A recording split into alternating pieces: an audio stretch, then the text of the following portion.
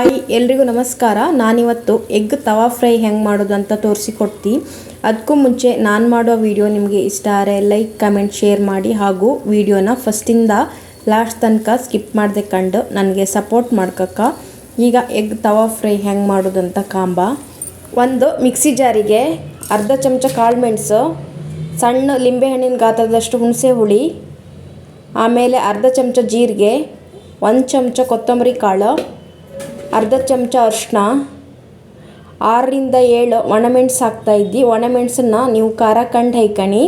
ಒಣಮೆಣಸೆಲ್ಲ ಹಾಕಿ ಆದಮೇಲೆ ಸ್ವಲ್ಪ ನೀರು ಹೈಕೊಂಡು ಇದನ್ನ ನೈಸ್ ಮಾಡಿ ರುಬ್ಕೊಂಬ.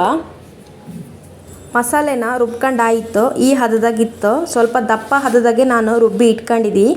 ಇನ್ನೊಂದು ಸ್ವಲ್ಪ ತೆಳು ಹದದಾಗಿದ್ರೂ ಅಡ್ಡಿಲ್ಲ.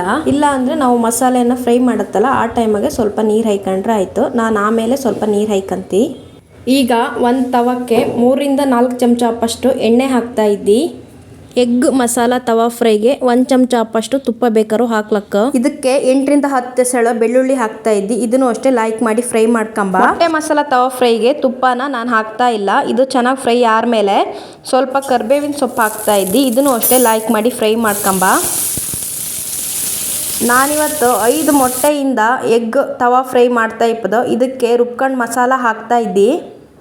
ರುಬ್ಬಿ ಇಟ್ಕೊಂಡು ಮಸಾಲೆನ ಹಾಕಿ ಆದಮೇಲೆ ಇದನ್ನ ಸ್ವಲ್ಪ ಹೊತ್ತು ಲೈಕ್ ಮಾಡಿ ಫ್ರೈ ಮಾಡ್ಕೊಳ್ಕ. ಇದ್ರದ್ದು ಹಸಿ ಸ್ಮೆಲ್ ಹೋಪಲ್ಲವರಿಗೆ ಇದನ್ನ ಲೈಕ್ ಮಾಡಿ ಫ್ರೈ ಮಾಡ್ಕೊಂಬ. ಇದು ಚೆನ್ನಾಗಿ ಫ್ರೈ ಆದಮೇಲೆ ಇದಕ್ಕೆ ರುಚಿಗೆ ತಕ್ಕಷ್ಟು ಉಪ್ಪು ಹಾಕ್ತಾಯಿದ್ದಿ. ಉಪ್ಪು ಹಾಕ್ಕೊಂಡು ಇದನ್ನ ಲೈಕ್ ಮಾಡಿ ಮಿಕ್ಸ್ ಮಾಡ್ಕೊಳ್ಕ. ಕಡಿಗೆ ನಾನು ಒಂದು 1/4 ಕಪ್ ಅಪ್ಪಷ್ಟು ನೀರು ಹಾಕ್ತಾಯಿದ್ದಿ.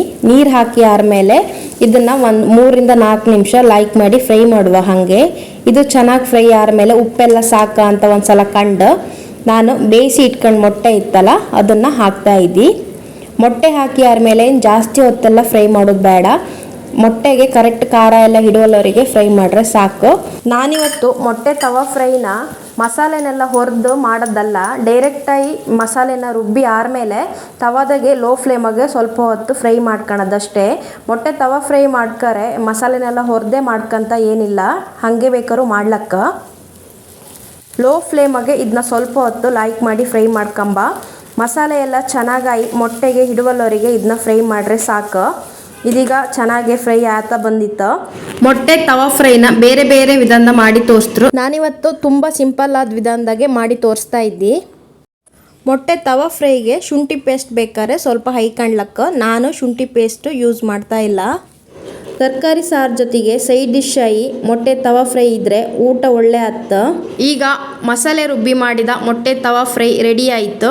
ಇವತ್ತು ನಾನು ತುಂಬ ಸಿಂಪಲ್ಲಾಗಿ ಹಾಗೂ ರುಚಿಯಾದ ಮಸಾಲ ರುಬ್ಬಿ ಎಗ್ ತವಾ ಫ್ರೈ ಹೆಂಗೆ ಮಾಡೋದಂತ ತೋರಿಸಿಕೊಟ್ಟಿದ್ದಿ. ಈ ರೆಸಿಪಿ ನಿಮಗೆ ಇಷ್ಟ ಆಗಿದ್ರೆ ನೀವು ಮನೆಗೆ ಟ್ರೈ ಮಾಡಿ ಹಾಗೂ ಕಮೆಂಟ್ ಮಾಡೋದು ಮಾತ್ರ ಮರಿಬೇಡಿ. Thank you.